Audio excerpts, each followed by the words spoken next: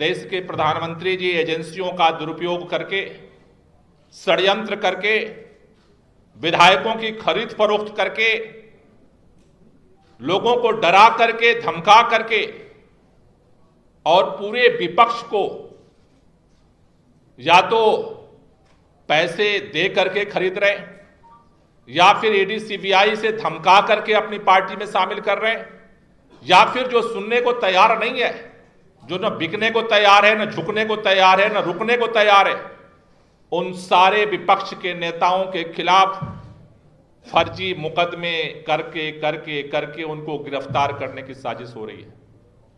दिल्ली के मुख्यमंत्री माननीय अरविंद केजरीवाल जी की गिरफ्तारी से पहले हम सब ने देखा कि किस तरह से झारखंड के अंदर वहां के मुख्यमंत्री को गिरफ्तार किया गया। हमने ये देखा है कि किस तरह से देश के अंदर, चाहे पश्चिम बंगाल के मुख्यमंत्री हो ममता बनर्जी, चाहे वो बिहार के अंदर तेजस्वी यादव जी, चाहे वो देश के अलग अलग हिस्सों में इंडिया गठबंधन के जो नेता हैं, सबकी फाइलें फर्जी मुकदमे लगा करके ये कोशिश की जा रही है कि या तो उनको चुप कर दिया जाए या जेल के सीखचों में बंद कर दिया जाए। आज जब से अरविंद केजरीवाल जी की गिरफ्तारी हुई है, न सिर्फ आम लोग बल्कि पूरा विपक्ष एकजुट होकर के इस तानाशाही के खिलाफ खड़ा हुआ है। दिल्ली की सड़कों पर, देश की राजधानियों में, अलग अलग हिस्सों में लगातार विरोध प्रदर्शन हो रहे हैं और यह आंदोलन आगामी दिनों में और तेज होगा।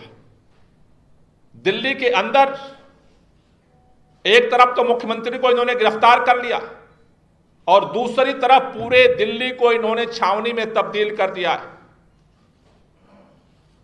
रात में मुख्यमंत्री जी की गिरफ्तारी हुई, जो भी विधायक, चुने हुए विधायक पहुंचे, उनको उठा लिया गया, गिरफ्तार कर लिया गया।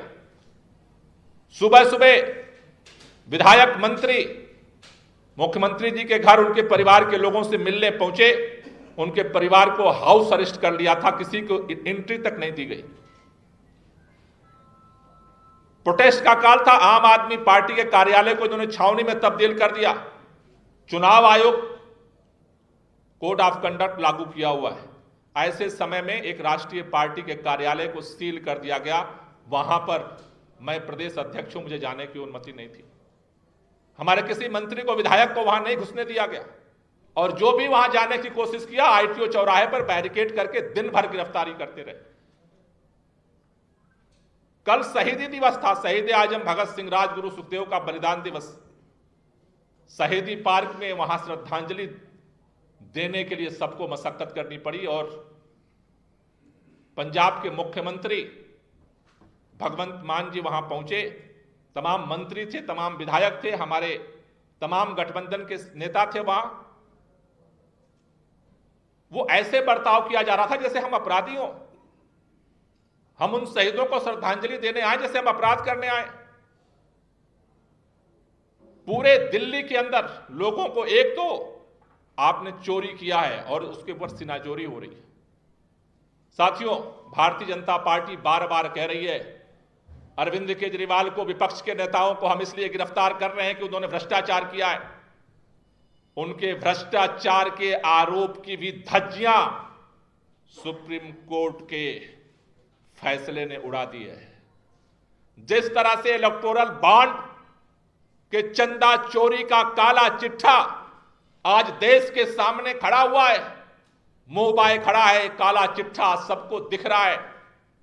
शराब घोटाला, शराब घोटाला, शराब घोटाला, शराब घोटाला। पिछले 2 साल से जांच हो रही है। कोर्ट पूछता है सबूत क्या है, कहते हैं कि मनी ट्रेल हम ढूंढ रहे हैं। सीबीआई नहीं ढूंढ पाई, ईडी नहीं ढूंढ पाई, आईटी नहीं ढूंढ पाई। सुप्रीम कोर्ट के फैसले के बाद चुनाव आयोग की वेबसाइट पर जब लिस्ट डाली गई, उस लिस्ट में मनी ट्रेल सामने आया, घोटाला इधर हुआ और 60 करोड़ का money trail Bharatiya Janata party के खाते में पहुंच गया। शरद रेड्डी जिसको इन्होंने पहले गिरफ्तार किया, उसके बाद उसको जमानत दे दी। 60 करोड़ रुपया इलेक्टोरल बॉन्ड के नाम पर जो है भारतीय जनता पार्टी ने अपने खाते में जमा कराए। देश के लोकतंत्र को पूरे देश के अंदर जिस हमारे नेता ने छेड़ रखी है, तो ऐसे में कांग्रेस जब लोकतंत्र के ऊपर इतना बड़ा हमला हो रहा हो, कांग्रेस पार्टी उससे पीछे रहे, ये प्रश्न ही नहीं पैदा हो सकता। हम मजबूती के साथ इस देश के लोकतंत्र को बचाने की लड़ाई के साथ इंडिया गठबंधन के अपने सभी पार्टनर्स के साथ मजबूती के साथ कांग्रेस पार्टी खड़ी है। आज बहुत दुख और चिंता की विषय है, और ये दुख और चिंता केवल कांग्रेस के लिए, आप पार्टी के लिए और इंडिया गठबंधन के लिए नहीं है, ये तमाम भारतवासियों के लिए तकलीफ की बात है। नौजवान पीढ़ी के लोगों से, नौजवान पीढ़ी जो हमारा भविष्य है, उन लोगों से मैं विशेष करके ये अपील करना चाहता हूं।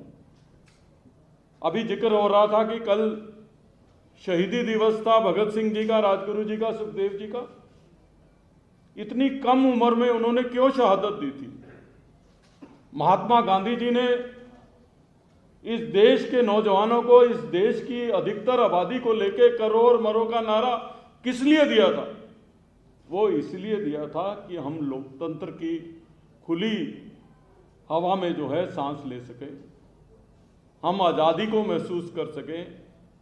आज जिस तरीके का माहौल आ रहा है, ऐसे माहौल की कल्पना तो महात्मा गांधी जी ने और भगत सिंह जी ने और बाकी शहीदों ने नहीं की होगी। लोकतंत्र के अंदर आप लेवल प्लेइंग फील्ड भी जो है चुनाव में विपक्ष के लोगों को नहीं देना चाहते, और उसके लिए आप कोई भी हथकंडा अपनाना चाहते हैं। आप देश की सबसे बड़ी ओपोजिशन पार्टी, सबसे पुरानी पार्टी के अकाउंट इलेक्शन से पहले सीज कर देते हैं, और आप इसे लोकतंत्र कहते हैं। आप चुने हुए मुख्यमंत्रियों को, चाहे हेमंत सोरेन जी हों, अरविंद केजरीवाल जी हों, चुनाव से पहले आप चुने हुए मुख्यमंत्रियों को कैद कर लेते हैं, उठा लेते हैं, उनको गिरफ्तार कर लेते हैं। आप किस तरीके का लोकतंत्र देश के अंदर बहाल करना चाहते हैं? इस लोकतंत्र से जो हमको रॉयलेट एक्ट की जरूर याद आती है, जिसमें नो अपील, नो वकील, नो दलील, इस तरीके का वातावरण जो है आज पूरे देश के अंदर जो है वो फैल गया है। हम किस ओर अपने देश को लेके जाना चाहते हैं?